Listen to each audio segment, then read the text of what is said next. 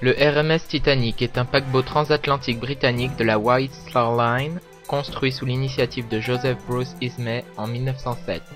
Il a été conçu par l'architecte Thomas Andrews des chantiers navals Harland et Wolff. La construction débute en 1909 à Belfast et se termine en 1912. C'est le plus luxueux et le plus grand paquebot jamais construit au moment de son lancement.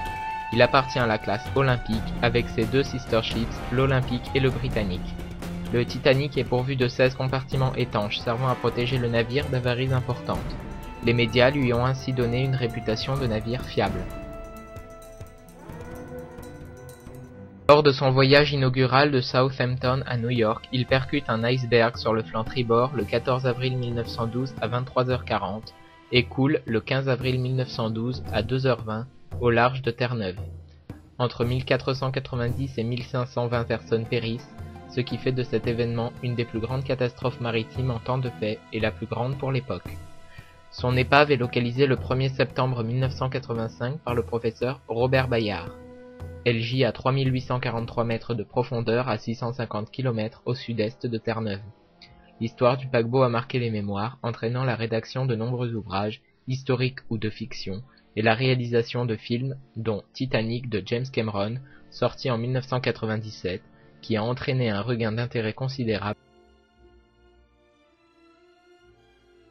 Le drame met en évidence les faiblesses des navires de l'époque concernant le nombre de canaux de sauvetage limité et les carences dans les procédures d'évacuation d'urgence.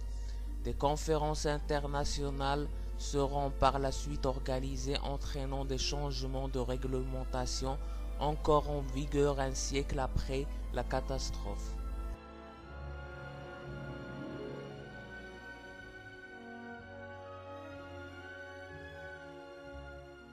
Parmi les événements remarquables en lien avec la tragédie du Titanic figure l'histoire d'Abdul Baha, le leader spirituel des Baha'i.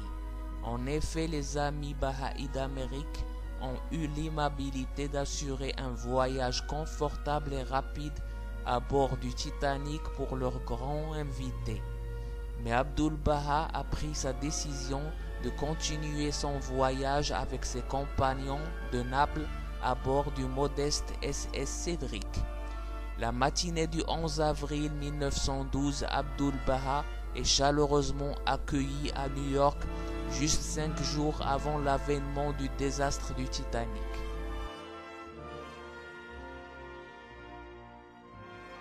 Le journal Washington DC Star du 21 avril 1912 publie une interview avec Abdul Baha qui illustre ses commentaires à propos du désastre du Titanic par la folie de la vitesse et l'irrationalité de la gestion du progrès moderne au détriment des vies humaines.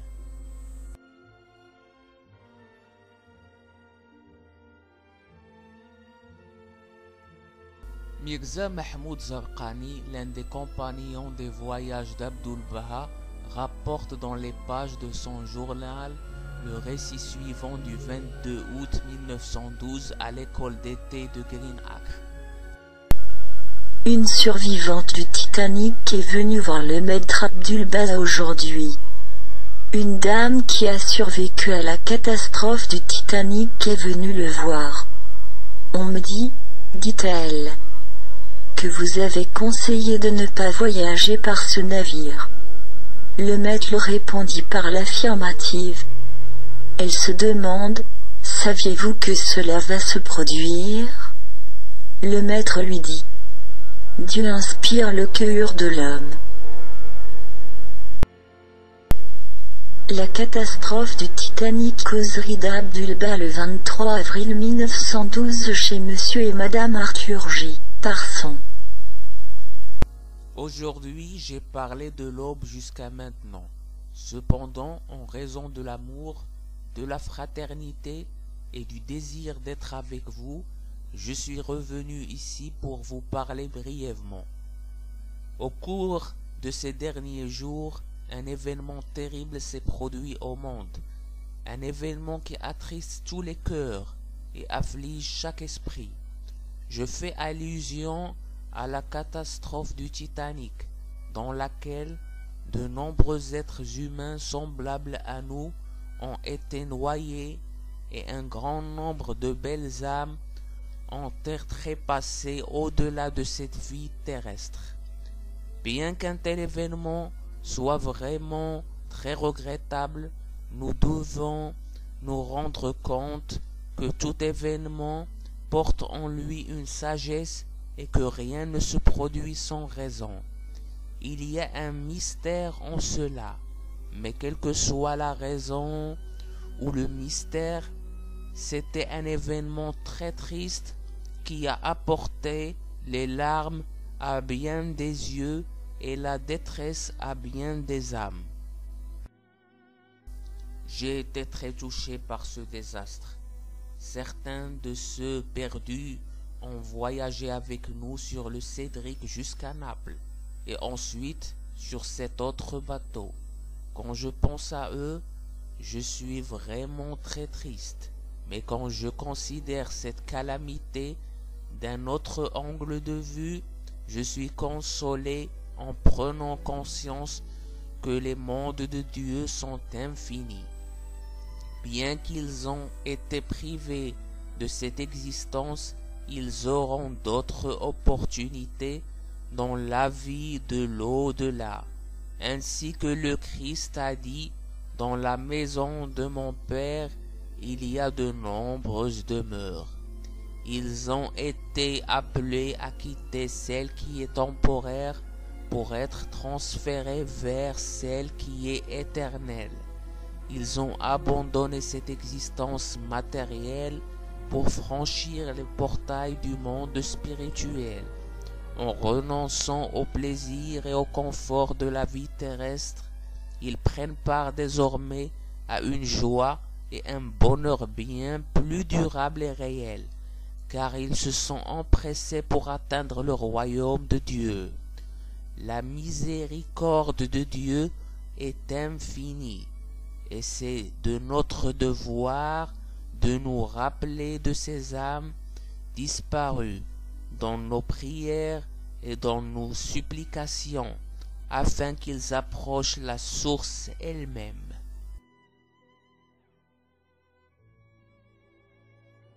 Ces conditions humaines peuvent être comparées à la matrice de la mer, d'où l'enfant naît pour accéder à un monde extérieur spacieux. Au début, l'enfant a beaucoup de mal à se réconcilier avec son existence nouvelle.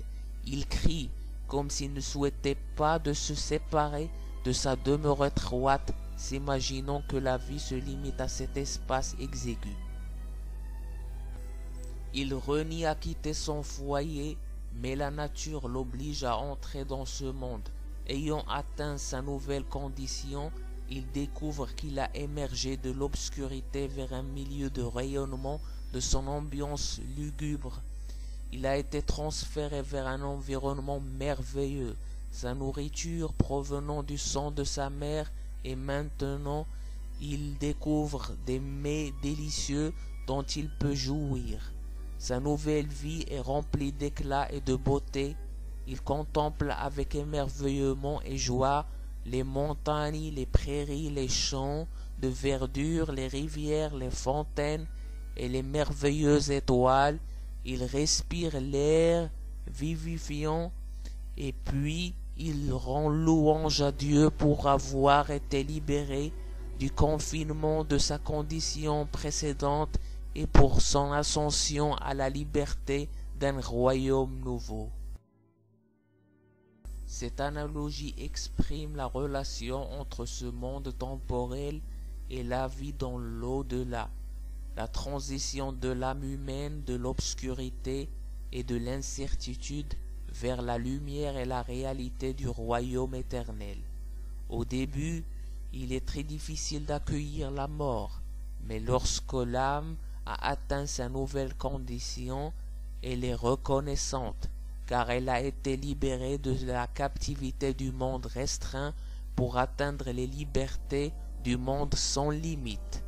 Elle a été libérée d'un monde de tristesse, de chagrin et d'épreuves pour vivre dans un monde d'interminable joie et extase.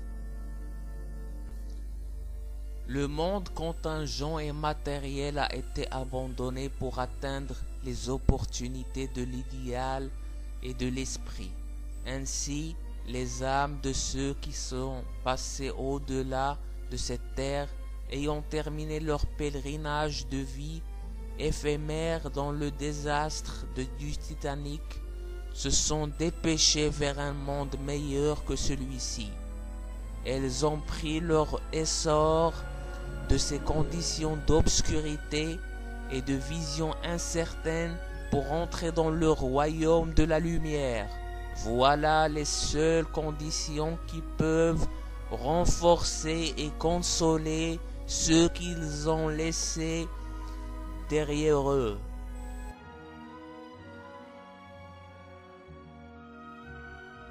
En outre, ces événements ont des raisons plus profondes. Leur but et leur raison d'être est d'enseigner certaines leçons aux hommes. De nos jours, nous faisons confiance aux moyens matériels. Les hommes s'imaginent que la grande taille et la puissance d'un bateau, la perfection des machines ou la compétence d'un navigateur assureront la sécurité.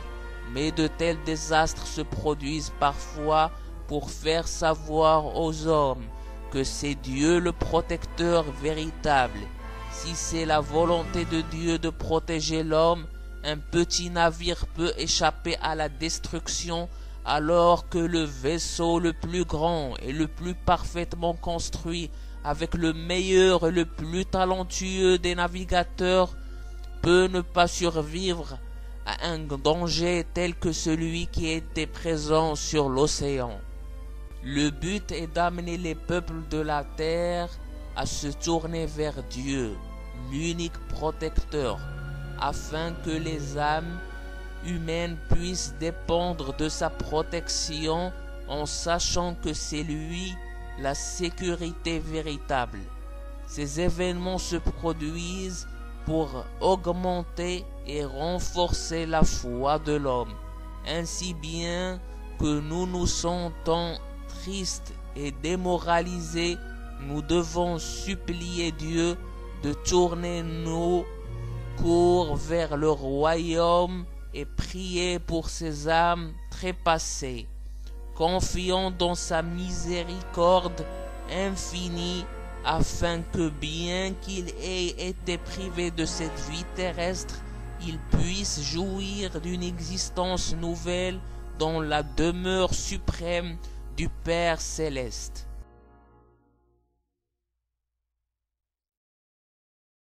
Que nul ne s'imagine que ces paroles veulent dire que l'homme ne doit pas être minutieux et prudent dans ce qu'il entreprend. Dieu a doté l'homme d'intelligence afin qu'il puisse se sauvegarder et se protéger. Ainsi, il doit se doter et s'entourer avec tout ce que la connaissance scientifique peut fournir. Il doit être vigilant, réfléchi et méticuleux dans ses entreprises. Il doit construire le meilleur bateau et fournir le capitaine le plus expérimenté. Cependant, en plus de tout cela, qu'il se fie à Dieu et qu'il considère Dieu comme l'unique protecteur. Si Dieu protège, rien ne peut mettre en péril la sécurité de l'homme.